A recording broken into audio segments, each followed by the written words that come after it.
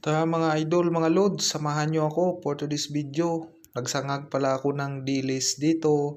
2 pack pala yung binili ko mga idol, mga lods. At piprituhin natin. Sinangag-sangag ko lang pala muna yan hanggat sa maluto.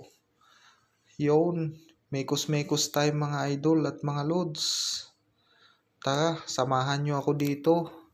At ang partner pala yan mga idol, mga lods yan, 3 pirasong itlog.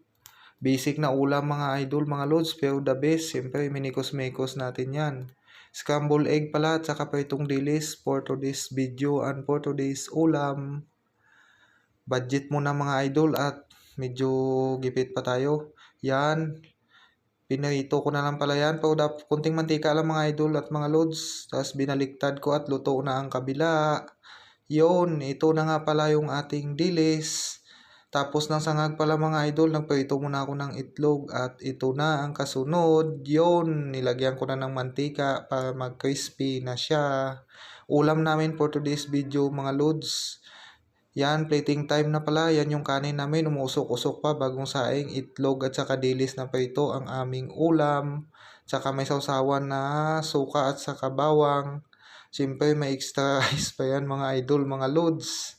Siyempre may tubig tayo pagkakain. Tara, samahan nyo ako. Thank you for watching. Bye-bye.